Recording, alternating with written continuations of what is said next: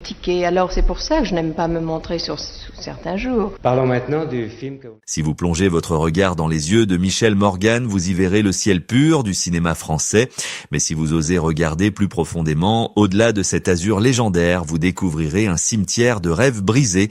Pourquoi la femme que l'on qualifiait de plus parfaite du siècle a-t-elle confessé au crépuscule de sa vie que son existence n'avait été qu'une suite de rôles tragiques qu'elle n'avait jamais voulu jouer ? Bienvenue sur Icônes à silence, le sanctuaire où nous ne nous contentons pas d'admirer les statues de marbre, mais où nous écoutons les cœurs qui battent et se brisent derrière la légende. Aujourd'hui, nous allons ouvrir le journal intime de celle qui possédait les plus beaux yeux du monde pour y lire une vérité qui fait mal. Sous les projecteurs aveuglants, Michel Morgan était une apparition divine, une déesse intouchable qui traversait le temps avec une élégance glacée. Pour la France entière, elle était l'incarnation de la réussite, une étoile qui ne connaissait ni la chute ni la poussière. Mais la réalité est souvent bien plus cruelle que le cinéma. Derrière cette façade de velours, Michel Morgan a porté pendant 96 ans un fardeau que peu d'entre nous auraient pu supporter sans s'effondrer. Imaginez une femme au soir de sa vie assise seule dans le silence de son appartement parisien, décidant enfin de ne plus jouer la comédie. À l'aube de sa mort, elle a brisé le silence pour pointer du doigt 3 entités qu'elle n'a jamais pu pardonner. Ce n'étaient pas des ennemis publics, mais des fantômes intimes qui ont hanté ses nuits. Elle en voulait à cette industrie impitoyable qui l'avait transformée en une poupée de porcelaine. Elle en voulait à ce poison blanc qui lui a arraché l'amour de sa vie. Et elle en voulait au destin qui l'a condamnée à survivre à ceux qu'elle chérissait le plus. Comment une icône adorée de tous a-t-elle pu finir ses jours dans une telle solitude intérieure ? Qui a volé le sourire de la jeune fille qui rêvait simplement d'être aimée pour elle-même et non pour son reflet ?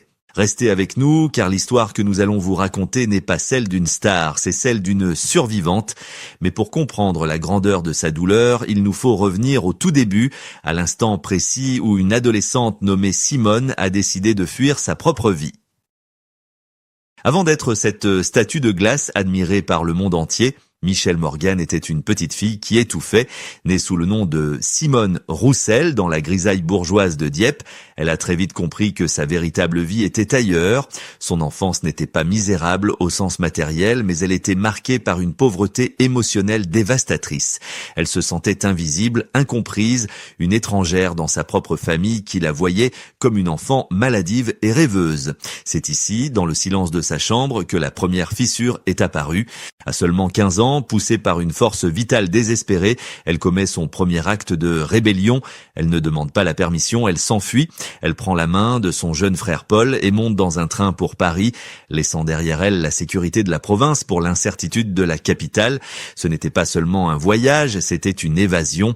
Elle fuyait l'ennui pour courir vers la lumière, sans savoir que la lumière peut parfois brûler plus fort que le froid. À Paris, la jeune Simone a dû tuer la petite fille fragile pour donner naissance à Michel Morgan. Les débuts furent rudes, marqués par la faim et l'anonymat, mais elle possédait une arme secrète dont elle ignorait encore la puissance, ce regard magnétique d'un bleu si clair qu'il semblait irréel. Très vite, le destin frappe à sa porte sous les traits du réalisateur Marc Allégret. Mais c'est en 1938, sur le tournage du Quai des Brumes, que la légende se fige à jamais. Quand Jean Gabin, son partenaire à l'écran, et bientôt son amant dans la vie, lui murmure cette réplique immortelle. « T'as de beaux yeux, tu sais, le monde entier s'arrête de respirer ». En une seconde, Michel Morgan devient l'icône absolue de la France. Le public la voit comme un ange tombé du ciel, une créature de pureté et de perfection.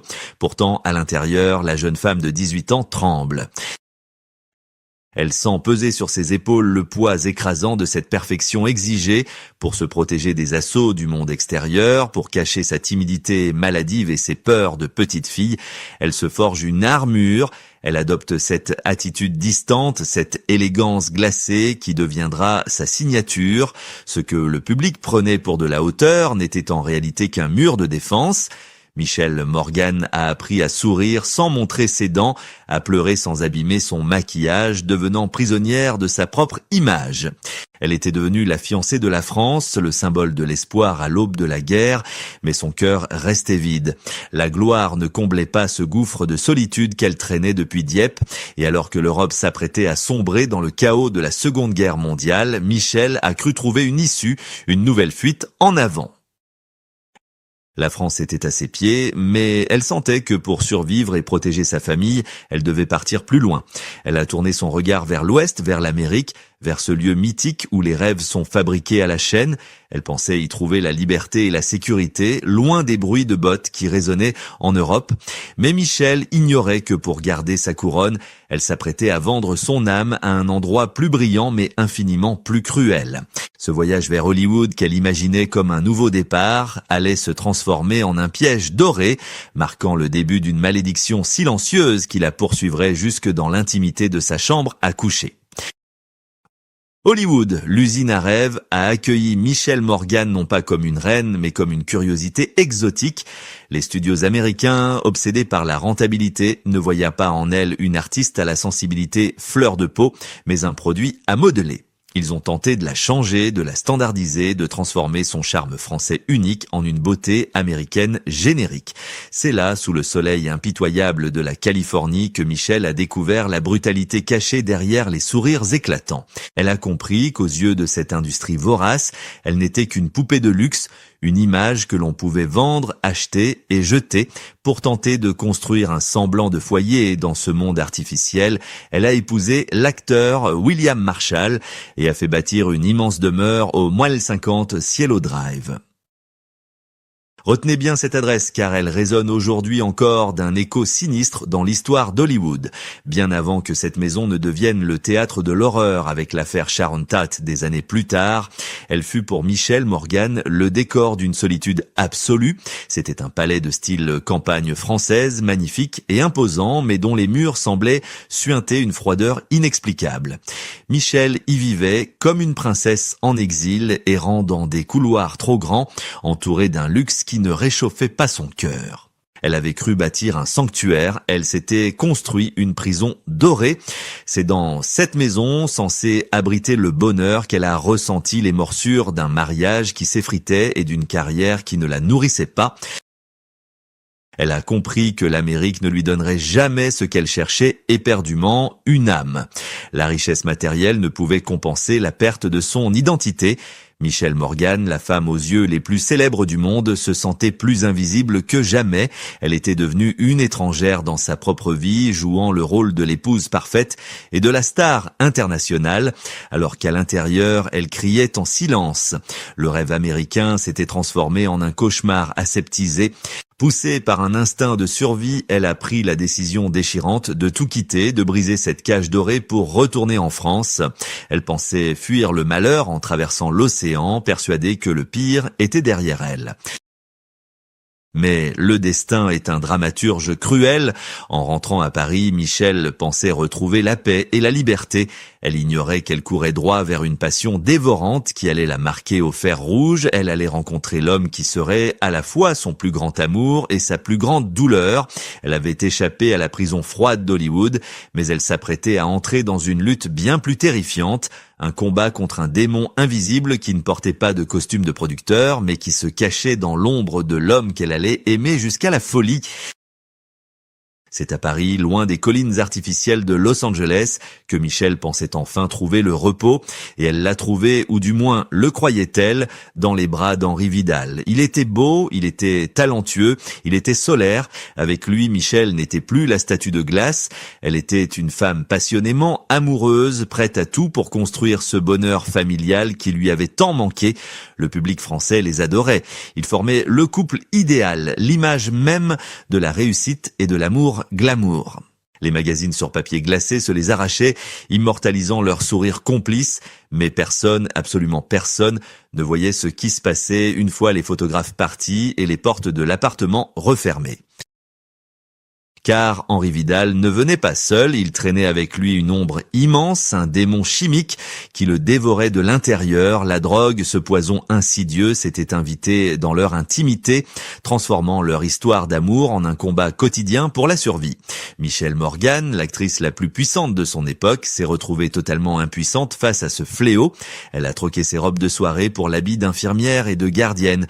Combien de nuits a-t-elle passé à veiller sur lui, à essuyer ses sueurs froides, à tenter de le retenir au bord du précipice. Elle a multiplié les cures de désintoxication, cachant la vérité aux journalistes, mentant pour protéger l'honneur de son mari, souriant sur les plateaux de tournage alors que son monde s'effondrait en coulisses.